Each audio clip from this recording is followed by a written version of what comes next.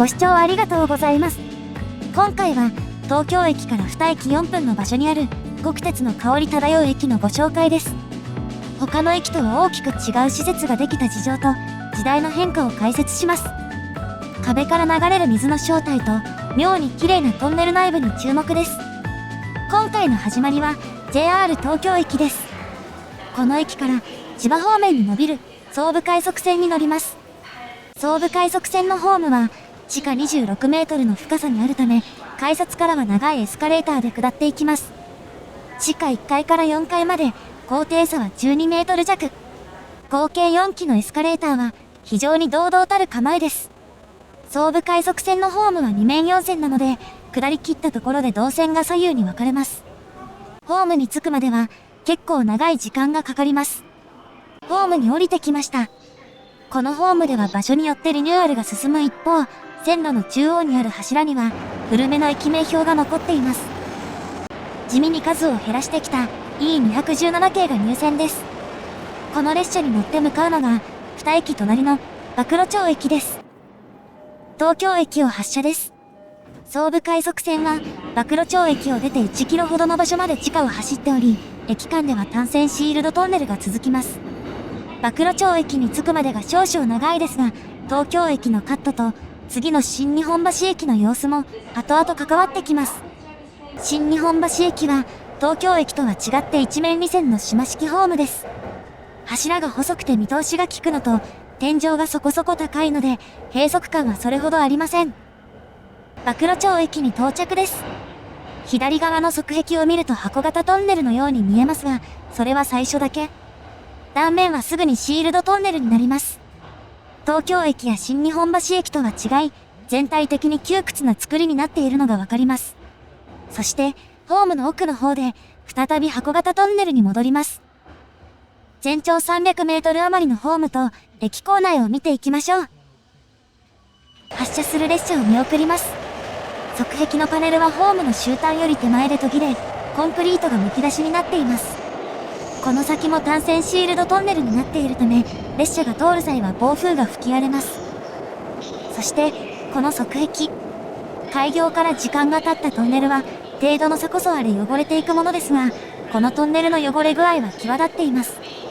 ホームの先端部分には埃が積もり、床面が灰色一色になっています。右側に見える配管類が、暗い雰囲気を際立たせますね。反対側に行きましょう。基本的な構造は同じですが、こちらの方が終端部の幅が広くなっています。これは、ホームの端、上下線の間にある分電盤室の扉が、こちら側にあることが影響しているようです。右カーブということで、こちら側の方が、シールドトンネルの内部がよく見えます。トンネルの奥から響く轟音と、構内アナウンス。東京方面行きの列車が到着です。ヘッドライトに照らされ、トンネル内部の構造がよくわかります。ちなみにこのトンネル、地下鉄で採用されているトンネルに比べ、断面も大きいものになっています。建設費はかさみますが、車体の左右に余裕があることで、車両の安全基準が厳しくならないメリットがあります。この列車は、後ろ11両が横須賀線の終点である久里浜行き、前4両が、途中の逗子止まりの15両編成です。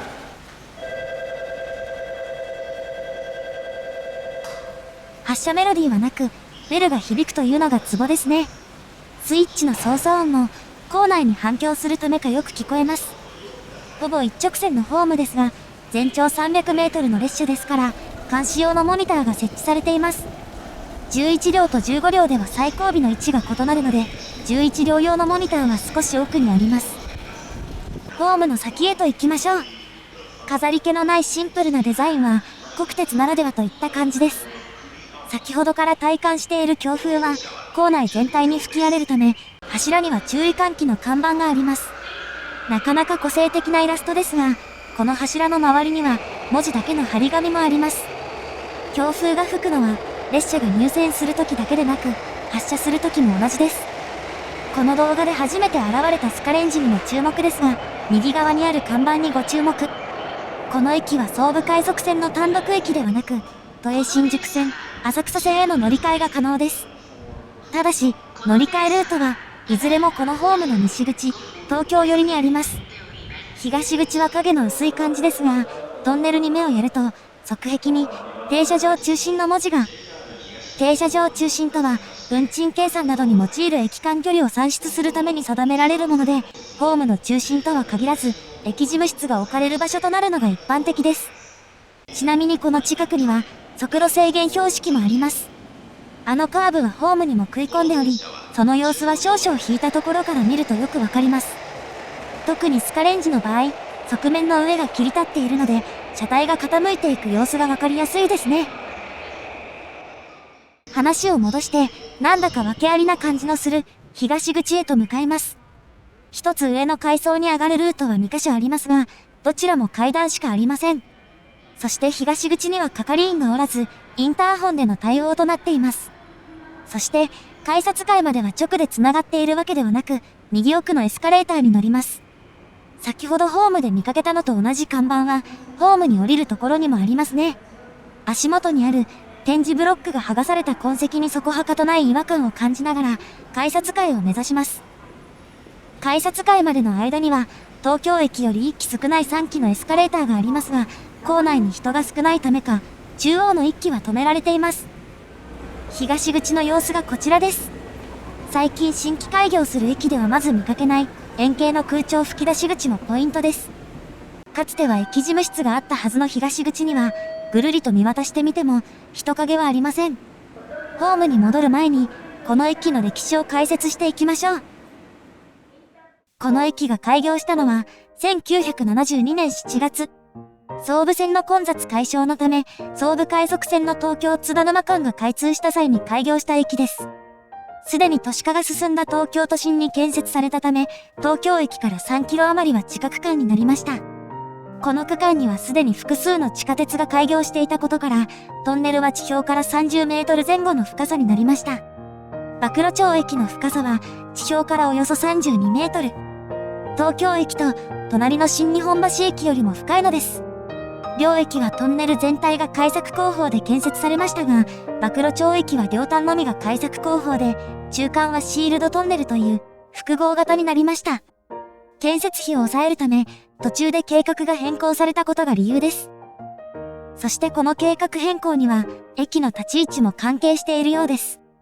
駅全体を見ると、総武線各駅停車の浅草橋駅が東口のすぐ近くにあり、東口を左に出て数十メートルの場所、地下通路の突き当たりには、浅草橋駅の名前の入った看板があります。一方、西口で接続する都営新宿線が開業したのは、1978年。浅草線の東日本橋駅は1962年に開業していましたが、最初期の路線計画には、この駅は含まれていませんでした。浅草線の副駅名にもある通り、駅の周辺には繊維を扱う問屋が並び、ビジネス街や繁華街ではありません。現在でも、総武快速線の駅の中で、この駅の乗車人員は最も少なくなっています。駅構内が計画段階で縮小されたりしたのは、この駅がそれほど需要を見込まれていなかったことが理由のようです。そのような状況で事務室が東口に設けられたのは、浅草橋駅に近い場所の方が賑わいそうだったからかもしれません。接続する浅草線と新宿線では、共に速達列車も停車する拠点駅の一つですが、国鉄側は事情が違ったようですね。乗り換えに便利な西口に比べて影の薄くなった東口ですが、改札の外には、この駅の深さにちなんだオブジェがあります。マイナス 27.14 メートルの海抜は、1990年3月に京葉線東京駅に抜かれるまで、国鉄、JR を通じて最も深いもので、白樺を用いたこのオブジェは、小海線の延山駅と姉妹駅となったことを受けて作られたものです。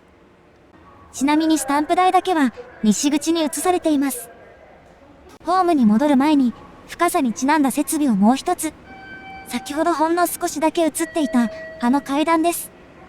これは特別避難階段で、ホームの一つ上の階層から改札階まで、エスカレーターとは別のルートで結ぶものです。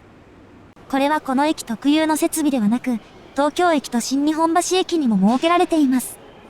東京駅や馬喰町駅の映像に映っていた扉は、避難階段の入り口です。ホームに降りていきましょう。エスカレーターの台数こそ、4台ある東京駅よりも1台少ないですが、長さはこちらの方が長くなっています。乗り込む時のカットで比べるとよくわかりますね。この駅はホームが地下5階にある5層構造で、目の前にあるのは地下2階と3階の壁です。どちらも通り過ぎるだけですが、それぞれに役割があります。この駅の平面図がこちらです。地下1階にある東西の改札は連絡通路で結ばれており、通路の真下には空調用のダクトが通された階層があります。連絡通路が出っ張った部分は駅の出入り口。馬喰町駅の出入り口はすべて道路脇のビルと一体化しており、背後に換気口を備えたものもあります。地下2階と3階は空調などの機械室になっているのです。以前ご紹介した東京メトロと都営地下鉄が共用する駅のように、地下深くにある駅で途中の階層がこうした用途に使われている駅は割とよく見られるものです。開設している間に地下4階に到着です。先ほど見かけたのとは別の避難階段へつながる通路が、この右裏手にある階段の横に進んだ場所にあります。この駅の構内エレベーターは東口側にしかありません。東口が無人化されてサポートできる駅員もいない今、足元の展示ブロックが剥がされたのには、そのような経緯も関係していそうです。殺風景な通路の先にあるのが避難階段への入り口。改札横に見えていた避難階段の入り口はこんな場所にあったのです。ホームに戻ってきました。東口の方へと向かいましょう。単調な光景に見えますが、実はそうでもありません。側面のパネルが外されている場所があり、そしてこの音。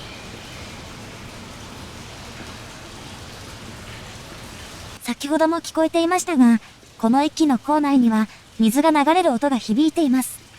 雨が降ったからということではなく、この駅ではトンネル側面から常に水が流れ出ているのです。この水の正体は、この辺り一帯に溜まっている地下水。かつて地下水を汲み上げすぎたことが原因で地盤沈下が起きたことから、現在は地下水の汲み上げが禁止されています。そのため地下水位が上昇し、このようなトンネルから流れ出ているというわけです。塩分を含むためか、錆が浮いてしまっており、構内には苔が生えている場所まであります。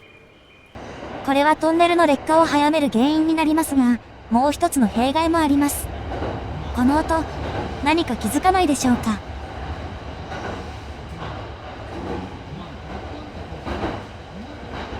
そう。このトンネルでは、ロングレールが採用されていないのです。ロングレールとは、レールを溶接して継ぎ目をなくし、1本あたり200メートル以上の長さに仕立てたレールのことであり、乗り心地の向上やメンテナンスの手間を減らす効果が期待できます。通常、長大トンネルは温度変化が少ないため、ロングレールが採用されるのが一般的ですが、このトンネルは違います。水がかかり続けてレールが錆びるため、交換しやすいようにすることが理由のようです。吹き荒れる風にジョイント音も加わり、乗り心地にも良くないですが、メンテナンスの手間を考えると仕方ないですね。実際、先ほど見た部分では線路にも水がかかり、オレンジ色の錆が浮いています。そしてこの問題は、ホームだけでなく、その前後にあるシールドトンネルにより大きな影響を与えます。この地下水が壁面から染み出すとき、土砂が一緒に流れ出ることがあります。すると、トンネルにかかる荷重が不均等になり、円形のトンネル全体で荷重を支えるシールドトンネルに思わぬ負荷がかかることで、劣化を早めることになります。そのため、地下区間のシールドトンネルでは、開業後に内側をコンクリートで覆う工事が行われました。シールドトンネルの内部は、他の部分と違って綺麗でしたが、それは後から補修したからだったのです。駅の端にあるシールドトンネルのつなぎ目の部分を見ると、後から内側を覆ったことがわかります。これらの地下水は、以前は下水道に流されていましたが、全体では億単位の下水道料金がかかってしまうため、専用の配管を作って排水することになりました。東京駅などにある青い管がその配管であり、東京駅や品川駅を経て、大井町駅の先にある川に放流し、下水道料金の節約と水質改善につながっています。これで排水問題は解決しましたが、地下水そのものは流れ続けています。壁面には水が線路に直接落ちないように貼り付けた部材があり、メンテナンスのため、仕上げのパネルが取り外されている場所があります。ちなみにこの駅、開業当初はシールドトンネルの壁面がむき出しになっており、この仕上げパネルは開業後に追加されたものです。このような駅は他にもあり、接続する都営浅草線の高輪台駅も同じような状況です。この先、西口までのホームや連絡通路、続々とやってくる車両など、この駅の見どころはまだまだありますが、それらは後編に続きます。ご視聴ありがとうございました。